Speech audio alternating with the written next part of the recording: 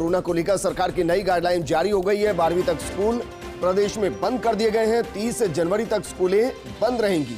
पहले 15 जनवरी तक पाबंदियां लगाई गई थी, लेकिन जिस तरीके से कोरोना केसेस बढ़ रहे हैं उसके बाद 30 जनवरी तक पाबंदियां लगा दी गई हैं। कॉलेज और विश्वविद्यालय में 50% छात्रों उपस्थित रहेंगे। साथ ही विवाह समारोह में मेहमानों की संख्या को घटाया गया है। अब अगर नगर निगम और नगर पालिका क्षेत्र को छोड़ दिया जाए तो बाकी जगह 100 लोग शामिल हो सकेंगे, लेकिन नगर निगम नगर पालिका क्षेत्रों में 30 जनवरी 2022 तक सिर्फ 50 व्यक्ति ही शामिल हो पाएंगे। विवाह समारोह में बैंड बाजा वादकों को उक्त संख्या से अलग रखा गया, यानी कि 100 की संख्या सिर्फ उन मेहमानों की जो शादी समारोह में शिरकत करने आएंगे। बैंड बाजा वादकों शायद मुमकिन है कि हलवाई, उन सबको इससे अलग रखा गया है। विवाह आयोजनकर्ता द्वारा समारोह की वीडियोग्राफी कराई जाएगी और संबंधित उपखंड मजिस्ट्रेट जेईटी द्वारा मांगे जाने पर उपलब्ध भी ये कराई जाएगी। मेरे सहयोगी शिवेंद्र जुड़ चुके हैं। शिवेंद्र, एक तो स्कूल बंद 30 जनवरी तक, दूसरा ये कि अब जितने भी नगर निगम और नगर पालिका है, यानी कि जो शहरी क्षेत्र हैं, वहां सिर्फ 50 लोग शादी समारोह में शिरकत कर पाएंगे। विजेंद्र, जो तीसरी लहर, क्योंकि अब ये हो गया है कि तीसरी लहर राजस्थान में आ गई है कोरोना की, तो तीसरी लहर की ये अब तक की सबसे कठोर गाइडलाइंस मैं कहूंगा, क्योंकि इस तरह की गाइडलाइंस हमने फेज 1 और फेज 2 में देखी है। जब कोरोना की 2 वेव आई थी उस समय भी लॉकडाउन से ठीक पहले इसी तरह की कठोर गाइडलाइंस थी और यही वो गाइडलाइंस है।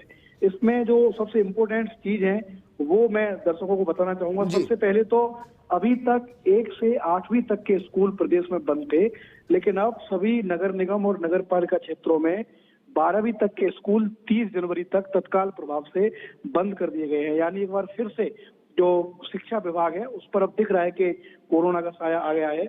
इसके अलावा जो प्रदेश की यूनिवर्सिटी है, कॉलेज हैं, उनमें विजेंदर सिर्फ 50% स्टूडेंट्स को अनुमति किया गया है। जो उनकी क्षमता है उससे 50% स्टूडेंट्स विश्वविद्यालय में और जो यूनिवर्सिटीज हैं उनमें पढ़ने के लिए वो जा सकेंगे। सबसे महत्वपूर्ण जो ये गाइडलाइंस है इसमें विवाह समारोह वाली चीज है, क्योंकि कुछ दिनों के बाद बहुत बड़ा जो सारग है वो फिर से शुरू होने वाला है, वैवाहिक सीजन शुरू होने वाला है। तो जो शादियों की तैयारी लोग करके बैठे थे बड़ी बड़ी, उनको फिर निराशा लगी है। 30 जनवरी तक जो नगर निगम और नगर पालिका क्षेत्र है उसमें अधिकतम 100 लोग बुलाए जा सकेंगे और उसके बाद 30 जनवरी के बाद इस संख्या को 50 कर दिया गया है। जिस तरह की इस गाइडलाइंस में जानकारी है, इसमें जो बैंड बाजा वादक हैं उनकी जो संख्या है वो अलग रखी गई है विजेंदर। इसके अलावा जो सरकारी और कर्मचारी हैं उनसे जो अनुरोध किया गया है इस गाइडलाइंस में कि वो दोनों वैक्सीन लगा लें। अंत्योष्टि और अंतिम संस्कार में जो संख्या थी उसको 20 रखा गया है।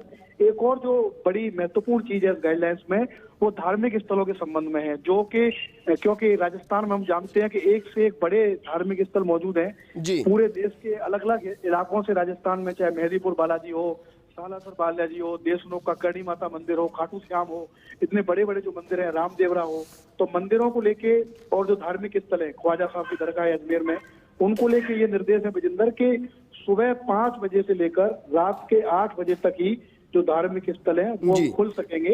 यानी शिवेंद्र, क्योंकि अब त्योहारों की शुरुआत भी हो रही है।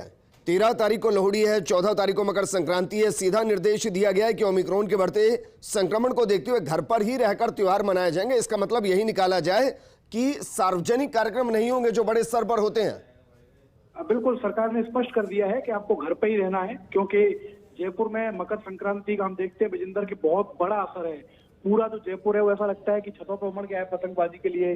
कई सारे पार्क में, कई सारे ग्राउंड में भी खुलेआम पतंगबाजी जयपुर में होती है और इस बार भी तैयारी थी कि अच्छे से पतंगबाजी होगी। लेकिन सरकार ने जो आज गाइडलाइंस जारी की है उसमें सख्त तौर पर ये लिखा है कि जो लोग मकर संक्रांति और लोहड़ी मनाने की तैयारी कर रहे हैं वो घर पर ही रहकर ऐसा करें, बाहर उनको जाने की अनुमति नहीं होगी। तो सरकार कोशिश ये कर रही है कि जिस तरह के हालात हैं, लॉकडाउन से पहले ही अगर लोग इन गाइडलाइंस का पालन करें तो लॉकडाउन की तरफ नहीं जाएं, क्योंकि जो मरीजों का आंकड़ा है वो लगातार विजेंदर बढ़ रहा है राजस्थान में। आज भी ऐसी उम्मीद की जा रही है कि आज जब गाइडलाइंस आएगी तो आज जो संख्या है वो और बढ़ सकती है। लेकिन गाइडलाइंस में जो और 2-3 महत्वपूर्ण बिंदु मैं दर्शकों को बताना चाहूंगा वो ये है कि सभी दुकानें और शॉपिंग मॉल अब रात 8 बजे तक ही खुलेंगे। 8 बजे के बाद शॉपिंग मॉल और दुकानें राजस्थान में नहीं खुलेंगी, क्योंकि बड़े बड़े